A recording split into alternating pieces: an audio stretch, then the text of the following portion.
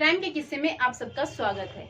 एक बेटा 2 साल बाद अपनी माँ से मिलने के लिए आता है और जब वो अपनी माँ के पास पहुंचता है तो उसकी माँ अपने बेटे को देखकर इतनी ज्यादा खुश होती है कि उसकी खुशी का कोई ठिकाना ही नहीं था।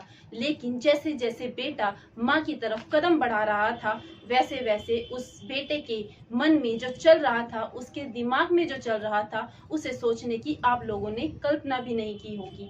आदाब, नमस्कार, सत श्री अकाल। क्राइम के किस्से में सुनाई जाने वाली कहानी अगर आप लोगों को पसंद आती है तो चैनल को लाइक करें, सब्सक्राइब करें और बेल आइकन दबाना ना भूलें।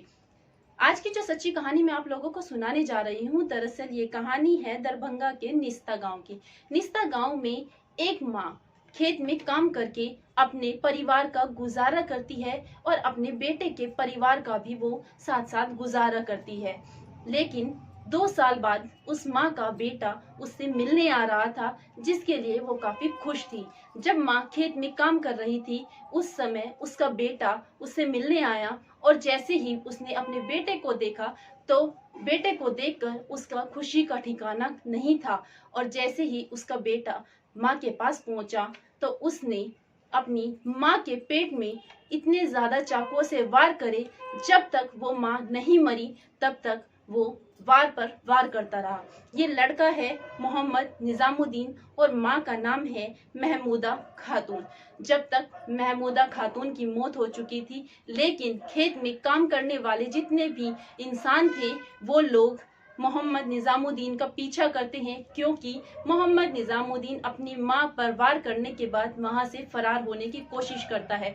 लेकिन 10 किलोमीटर तक जब वो भागता है तो खेत में काम कर रहे लोग उसका पीछा करते हैं और आखिरकार वो लोग निजामुद्दीन को पकड़ ही लेते हैं। और जब वो निजामुद्दीन को पकड़ते हैं तो गांव के लोग उससे पूछते हैं कि आखिर ऐसी कौन सी बात थी जो तुमने अपनी माँ को ही मार डाला। उस माँ ने तुम्हें जन्म दिया था, तुम्हें दूध पिलाया था और तुमने उसका ही कत्ल कर दिया। जब वो लोग निजामुद्दीन से बात पूछते हैं, उसके बाद में वो लोग पुलिस को सूचना देते हैं और पुलिस मौके पर पहुंचती है और निजामुद्दीन को गिरफ्तार करती है।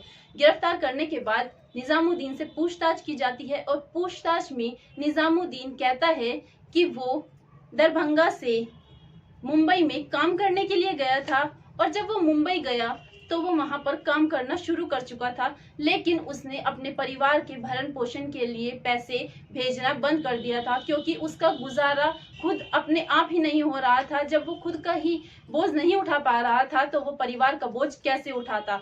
ऐसे में ही उसने बताया कि उसकी माँ महमूदा खातून का फोन गया और जब महमूदा खातून ने अपने ही बेटे के बच्चों के लिए दूध के 1000 रुपए मांगे और 1000 रुपए की रकम जब मैंने सुनी, मेरे पास खुद के खर्च के लिए पैसे नहीं था तो मैं अपनी माँ को अपने बेटे के दूध के पैसे कैसे देता। तभी मुझे अपनी माँ की बातों पर गुस्सा आया और मेरा गुस्सा इतना ज्यादा बढ़ चुका था कि मैं तुरंत ही मुंबई से दरभंगा के लिए रवाना हुआ। और दरभंगा से जैसे ही मैं अपने गांव निस्ता पहुंचा तो सबसे पहले मैं अपने घर पर आया और घर पर आने के बाद जब मैंने अपनी माँ को ढूंढा तो मुझे माँ घर पर नहीं मिली और मैंने अपना बैग घर पर फेंका और मैं सीधा ही खेत पर गया। और खेत पर जाने के बाद मैंने अपनी माँ पर ताबड़तोड़ चाकुओं से वार कर दिए और वहीं पर मेरी माँ की मौत हो गई। पुलिस ने जब निजामुद्दीन की ये बात सुनी और निजामुद्दीन ने अपना जुर्म कबूल किया तो पुलिस ने निजामुद्दीन को जेल भेज दिया और जिसके बाद पुलिस इस केस की जो चार्जशीट है उसे कोर्ट में पेश करेगी। दोस्तों, इस पूरे घटनाक्रम को सुनाने का उद्देश्य आप लोगों को परेशान करना नहीं था, आप लोगों को दुखी करना नहीं था, बल्कि आप लोगों को जागरूक करना था, आपको सचेत करना था, देश की सच्चाइयों से अवगत कराना था। मिलते हैं कल रात 8 बजे अपनी नई वीडियो के साथ में। जय हिंद, जय भारत।